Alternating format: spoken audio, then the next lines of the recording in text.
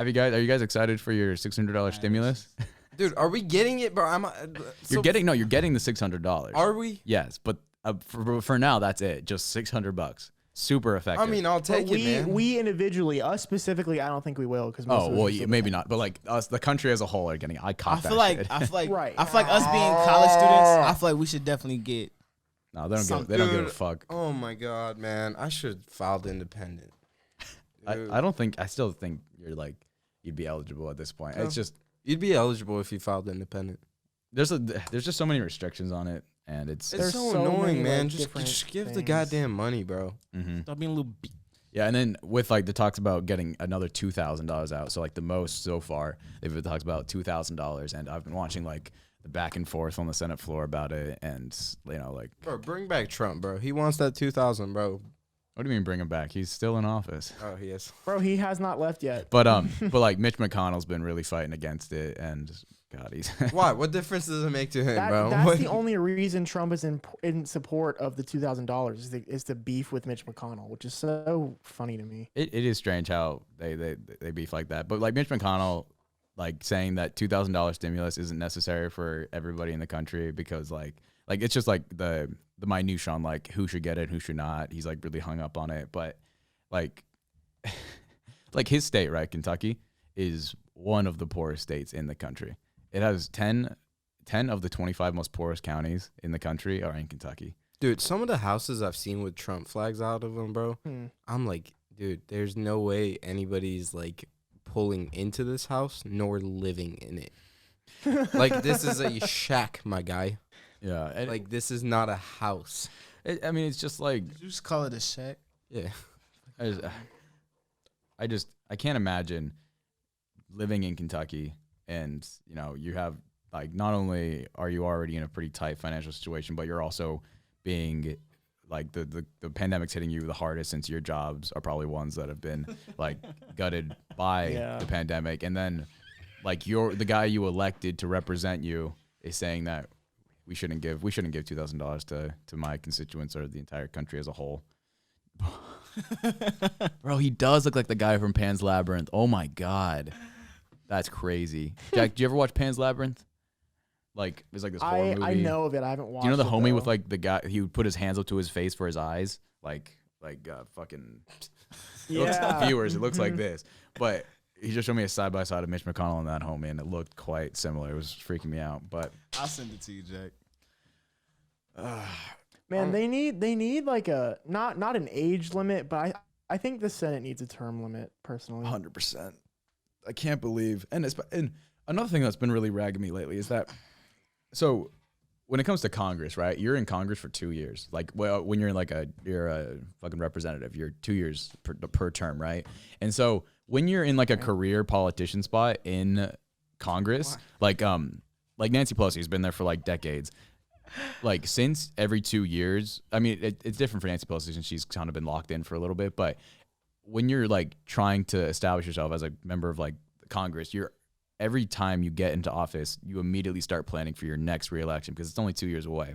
And so like career politicians in every like part of the government, but especially in like Congress with only 2 year terms, like a lot of their effectiveness of what they can do is cut short because they're constantly fighting to get reelected. It's like you almost like don't start. You So don't make it a four-year term, man. I mean, yeah, or just de-incentivize people from like running for so many terms in a row. It's like if I ever ran for Congress, like I wouldn't run for re-election because that's the thing. Like you would like as soon as the votes are in and you're in Congress, you start planning for re-election because like you need to start planning for it now, or else like you'll be behind next 2 years from now. It's crazy, and there's a lot of little things like that. But Like the reason you're in is to make change or to do your actual job, not just worry about staying in the actual job. Because so it'll never stop. Like you'll always like be seeking for a right. That's a re-election. never-ending cycle. It's just like say like you get elected, it's like, all right, I have 2 years to do what I can, and then maybe I'm out. Maybe if I really need to do something, I'll stay. But like Nancy Pelosi been representative for 30 years. It's just like, I mean, she's kind of got her seat locked in California there, but Damn, man. You seem hurt about that. Right, like he seemed a little distraught. I'm just exhausted.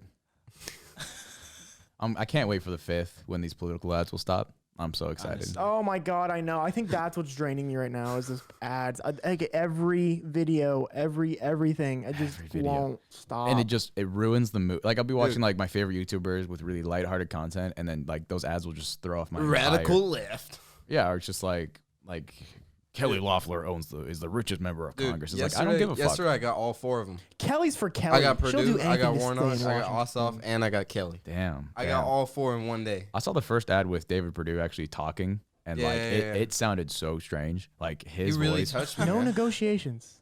He sounded like they were cutting it. Like it was like cut really together. It's like no negotiations, or it's like hospitals gutted, businesses gutted,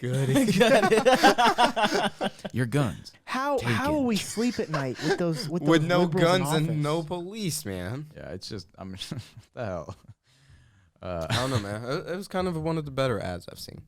I mean, there have been some bad ones. He I mean, really got my vote I'll- from that. I'll reiterate, but my least favorite ads, and they've been poking up more and more, is the ads where it's like go vote Georgia.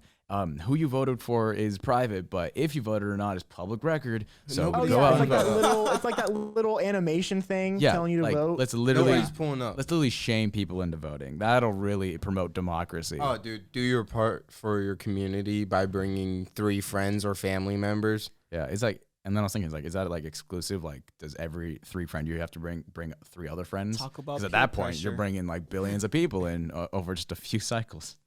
Talk about peer Well, I pressure. saw that early voting people. There have already been 3.1 million votes, and the total number of early voting for the presidential election was only 3.9. So it's really consistent, which is kind of crazy. Damn, a lot of people.